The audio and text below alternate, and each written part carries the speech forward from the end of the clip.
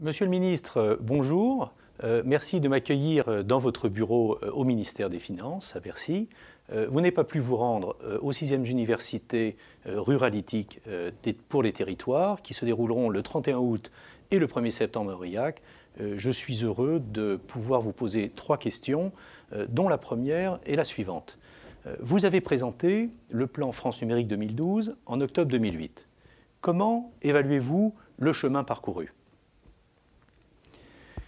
La deuxième question pourrait être la suivante, sachant que dans le contexte de la réforme des collectivités, un certain nombre de territoires ruraux se sentent mis en marge du développement des réseaux numériques, alors qu'ils veulent s'impliquer eux aussi dans la compétitivité par le numérique. Pensez-vous, Monsieur le Ministre, que les progrès apportés par le numérique soient l'apanage des seules villes ? Enfin, ce qui me paraît effectivement essentiel pour une certaine mise en perspective, serait la question suivante en forme de conclusion. Quelles seraient ou quelles sont les prochaines étapes de l'action du gouvernement en matière d'économie numérique ? Mesdames et messieurs, chers amis, j'aurais beaucoup aimé être parmi vous ce matin si un déplacement à l'étranger ne m'en avait pas empêché. Je voudrais remercier les organisateurs de Ruralitik, au premier rang desquels Serge Pilisser, pour leur invitation à ouvrir cette 6e édition de l'Université d'été des TIC et des territoires. Ruralitik est devenue une rencontre importante du secteur.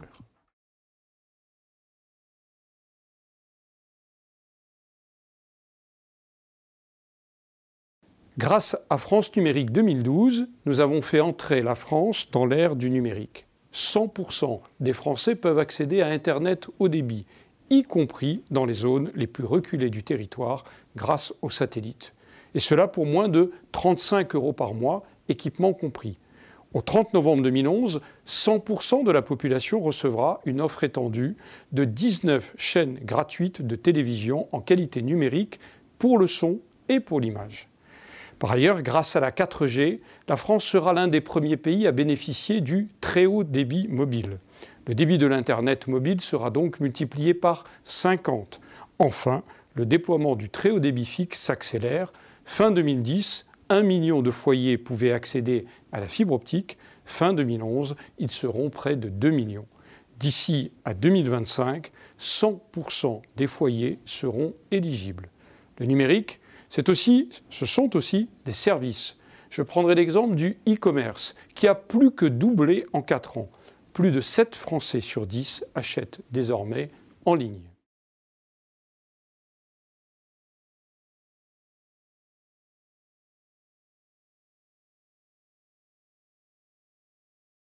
Les territoires ruraux sont effectivement au cœur de notre politique numérique. Pour le très haut débit mobile, nous avons fixé dans les licences 4G des critères d'une ambition sans précédent en matière d'aménagement du territoire. 99,6% de la population devra être couverte d'ici 15 ans. Pour la première fois, une obligation de couverture au niveau départemental est mise en place. Et pour la première fois aussi, une zone de couverture dite prioritaire a été définie. Elle représente près de 60% des territoires les plus ruraux de notre pays. La 4G, la 4e génération, sera ainsi le premier réseau à être déployé simultanément dans les villes et dans les campagnes. Nous consacrons par ailleurs 2 milliards d'euros des investissements d'avenir dans le cadre du programme national très haut débit au déploiement des réseaux fixes dans les zones les moins denses. J'ai lancé, le 27 juillet dernier, le guichet de soutien aux projets des collectivités locales. Il est doté de 900 millions d'euros.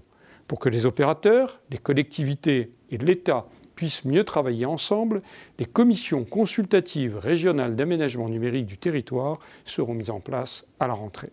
Je crois sincèrement qu'aucun gouvernement n'avait autant fait en si peu de temps pour renforcer l'aménagement numérique de nos territoires.